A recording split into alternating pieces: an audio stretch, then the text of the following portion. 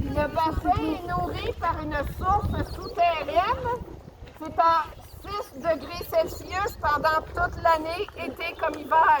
Et l'hiver, quand il fait moins 30, moins 40, les phoques vont rester dans l'eau parce qu'il fait plus chaud dans l'eau qu'en surface.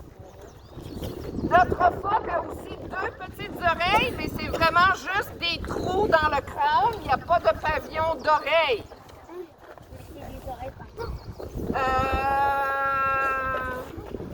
Ah voilà, les narines sont fermées à l'état de repos. Quand elles plongent, c'est très pratique. Quand elle vient respirer à la surface, parce que comme nous, elle est un mammifère, elle vient respirer à la surface.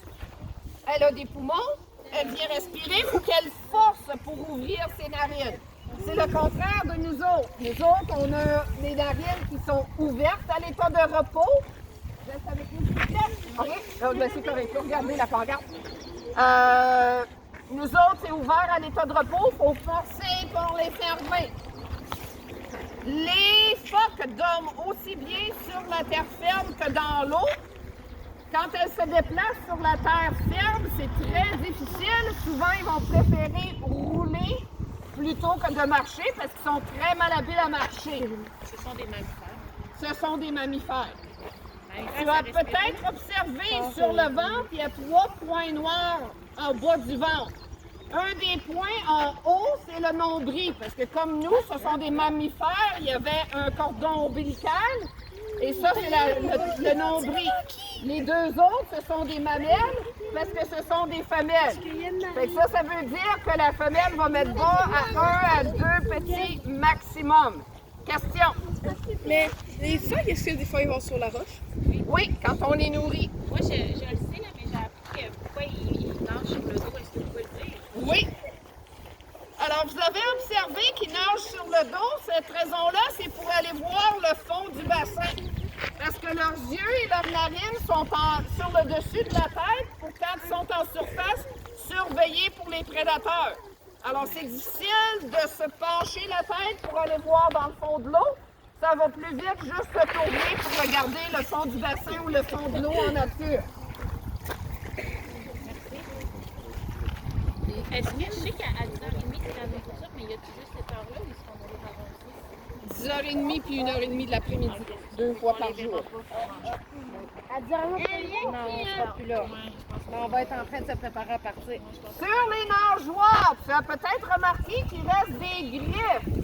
Alors, d'après toi, qui est l'ancêtre du phoque? Je te donne le choix entre le chat, l'ours ou le requin. D'après toi? Le requin. Ours, requin, chat. Ben non, le fou. On a... Oui, en réalité, c'est l'ours. Et c'est pour ça qu'il lui reste des griffes sur ses nageoires, parce qu'elle a un ancêtre commun avec l'ours. Combien de minutes penses-tu qu'il peut rester sous l'eau? 10, 20, 30, 40, 60? Combien de minutes? Ah ben, ceux qui ont regardé sur l'affiche, gardez votre réponse en silence. Moi, je dirais 60. OK? Qui dit mieux? 60? 40? 60? 20? Moi, je te prends. Oui! Bravo, madame! Il reste en profondeur 30 minutes et peut plonger jusqu'à 500 mètres de profondeur. Ça, c'est 1 demi-kilomètre. Comme la distance qu'on a marché entre l'accueil et le campement. Ceci dit, il préfère faire de courtes plongées et pas très profondes. Question? Il vient respirer à chaque 5 à 10 minutes, mais sans se réveiller. C'est comme nous autres, on se tourne dans notre lit la nuit sans se réveiller. Eux autres viennent respirer, mais sans se réveiller. Ils peuvent nager jusqu'à 35 km/h. Il peut rester combien de temps hors de l'eau? Aussi longtemps qu'il veut.